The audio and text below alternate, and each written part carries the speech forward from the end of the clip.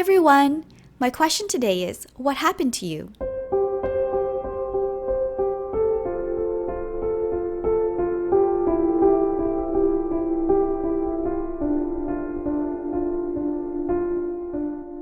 In today's video, I'm going to give an update as to how I'm doing in terms of my minimalism journey.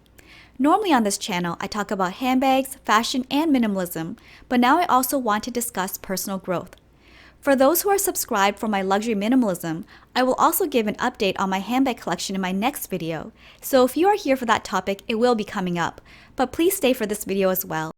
I've been away from YouTube for a while, and in a lot of ways that has been a good thing. I've been trying to focus on personal well-being while managing the responsibilities around me. That's why minimalism is so great, because I feel like it gets rid of the excess mental and physical clutter, and it's a step closer to getting to the heart of the matter. I've had an opportunity to do some reading recently, and the most recent book I've completed is called What Happened to You by Bruce Perry and Oprah Winfrey. This book seeks to ask the question, what happened to you versus what's wrong with you, to understand that there's nothing inherently wrong with you, and that if you trace anyone's life events, you will most likely uncover the keys to their behavior. Specifically, it goes into a discussion about how trauma increases a physical and mental response in a person, and even after the event, the body and mind doesn't know how to focus, calm down, and stay regulated. This may explain why someone can't relax or are constantly tired. In the book, they identify big traumas, especially childhood traumas, causing dysregulation and problems remaining unchecked until adulthood. I think this applies not only to big traumas, but to medium and micro ones as well. I'm sure we've all been through things big and small, and so I think the idea of staying regulated appeals to everyone. It certainly does to me. I've touched on in past videos that I use shopping, especially with luxury handbags, as a form of distraction, and I've wanted to get to the root of my problems for a long time now. I've been reflecting a lot on my past, my unique story, to get an idea of how I am who I am today. I've had themes recur throughout my life about standing up for myself, being true to myself, finding real love, cutting off and connecting to the world, trying to achieve outward success, and my evolving definition of success. What I have learned is that taking the time to figure out what's bothering us, what happened to us, will give us a chance to feel the feelings, process them, and ultimately let them go. In the book, it explains what generally keeps us happy, healthy, and regulated are walks, a connection to nature, and especially positive connections with people. I'd like to personally add that knowing oneself is useful. Knowing ourselves lets us communicate to the world what we need.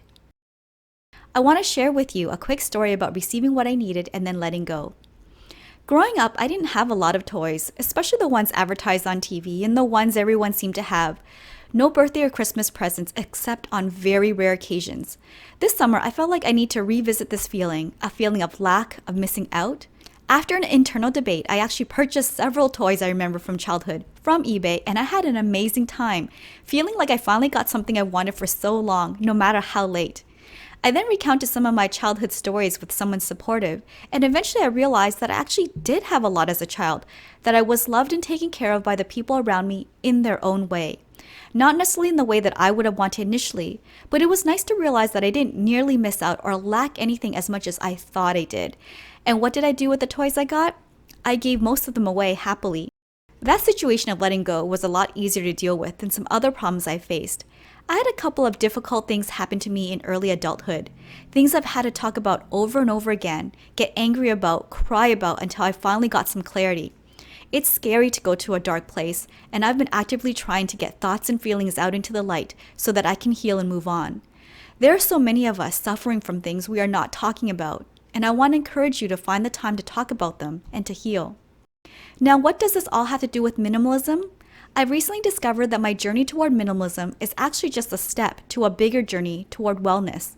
Yes, minimalism helped me save some money, keep a tidier home, made things a little bit more manageable, gave me boundaries to allow me to enjoy and appreciate my things.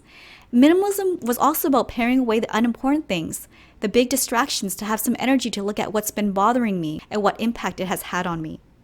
I want to continue toward the direction of minimalism, but I know that this isn't the only journey I'm on.